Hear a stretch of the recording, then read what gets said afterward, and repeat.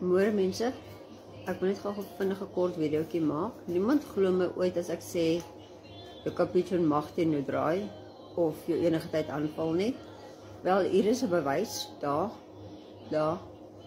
Ek gaan nie eers my hande vir julle wys nie, maar in elk geval 'n capuchin is nie iemand vir enige iemand nie. Jy moet hulle kan lees. Kyk, ja, ek het geweet maar hy gaan my aanval. Dit was nou maar so, maar ja, ek moet nou maar die punch vat. Dit is my werk. Maar mense, asseblief. Baie mense, sodra jy op jou gebyt het, trek hulle al hulle tande. Moet dit asseblief nie doen nie. Ek meen, as jy 'n capuchin koop, moet jy weet, hy gaan teen jou draai. Hy gaan jou een of ander tyd aanval. Hy gaan jou een of ander tyd byt. So moenie asseblief hulle tande trek nie. Ek was gelukkig, maar as jy kynyn's is daarom getrek. As ek kynyn's nie getrek word nie, was dit nou 'n bietjie anders te gewees. Maar dis nog steeds. Hulle kan enige tyd teen jou draai. En mense, asseblief, moenie my bel en vra, jy soek 'n capuchin en jy weet absoluut niks van capuchins of enige aardsoorte af nie. Hulle kos tussen R25.000 plus. Dis 'n long life commitment. Hulle word tussen 40 en 45 jaar oud.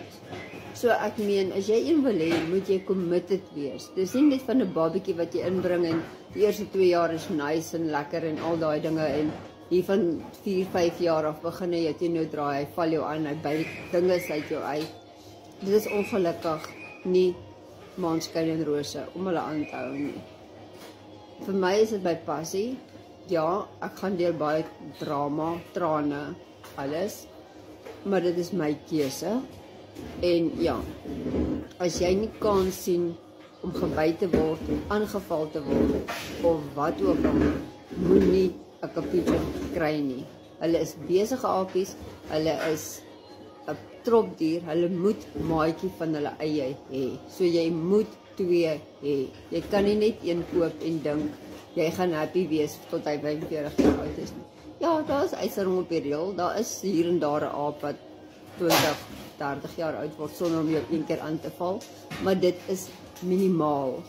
Jy moet hom met streng dissipline en rotine groot maak. So asseblief mense, voordat jy 'n aap koop, maak nie saak wat nie, van 'n marmoset, kottentop, tamarijn tot 'n groot aap, asseblief dink mooi.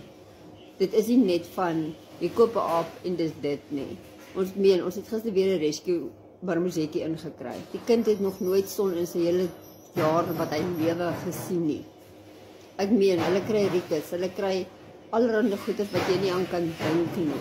So asseblief mense, doen julle huiswerk voordat julle enigsins daarin dink om enige aap of eksotiese dier te koop. Onthou, eksotiese diere is wilde diere. Hulle bly wild.